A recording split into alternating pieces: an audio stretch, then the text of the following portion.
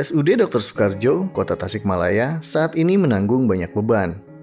Selain adanya sejumlah piutang yang belum tuntas, masalah banyaknya pegawai non-ASN pun turut menjadi soal. Direktur Utama RSUD Dr. Soekarjo, Kota Tasikmalaya, Dr. Budi Tirmadi mengakui hal itu. Menurutnya, sebagian besar pegawai di RSUD Dr. Soekarjo merupakan tenaga non-ASN. Kondisi ketenagaan yang ada di UPTD RSUD Dr. Soekarjo ini adalah ASN. Jadi ASN yang tadi terdiri dari PNS dan P3K dan tenaga yang non ASN. Ya, non ASN ini yang kita sebut dengan pegawai tetap, atau ada juga lebih banyak ini pegawai tidak tetap yang kita kontrak setiap tahun. Ya, setahun sekali, kemudian ada yang kita perpanjang ketika memang memenuhi persyaratan kita perpanjang. Jumlah tenaga PTT kita ada 682 orang. Budi menambahkan banyaknya jumlah pegawai non-ASN menjadi beban tersendiri bagi RSUD. Pasalnya, semua gaji mereka sepenuhnya menjadi tanggung jawab pihak rumah sakit.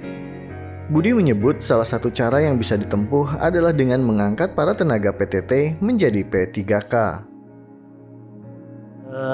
Dengan ada proses konversi dari status PTT menjadi P3K ini tentunya akan meningkatkan beban kaitan dengan tadi ya, ketika P3K atau misalkan ini lagi menjadi PNS, tentunya beban gajinya tidak lagi menjadi beban RSUD, tapi tentunya ini harus tetap memasuki atau menjalani proses atau prosedur yang ada gitu ya. Seperti halnya P3K, PNS itu tetap harus melalui proses ujian gitu ya. Ya, makanya ini memang yang menjadi pertaruhan adalah bagaimana SDM kita yang ada sekarang yang di luar ASN ini bisa meningkatkan kompetensinya dan juga bisa meningkatkan dari sisi akademisnya juga, supaya ini bisa pada saat memang ada peluang untuk seleksi P3K ini bisa ikut dan juga bisa lolos seleksi. Temuan dengan pemerintah kota dan dengan BKPSDM kaitan dengan kuota P3K ya.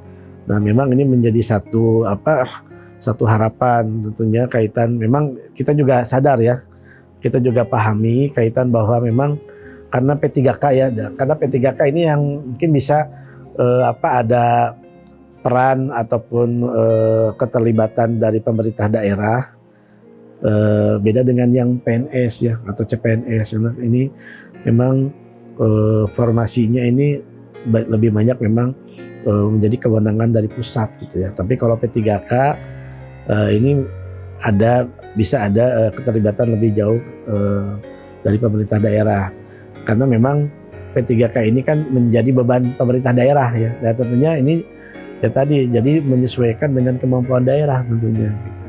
Nah, itu yang diupayakan bagaimana kuota ataupun formasi untuk P3K ini bisa diperbanyak sehingga ya tadi bisa menampung tenaga kerja, khususnya mungkin yang di RSUD Dr. Soekarjo, tenaga kesehatan yang tadinya statusnya adalah yang non ASN menjadi ASN P3K begitu.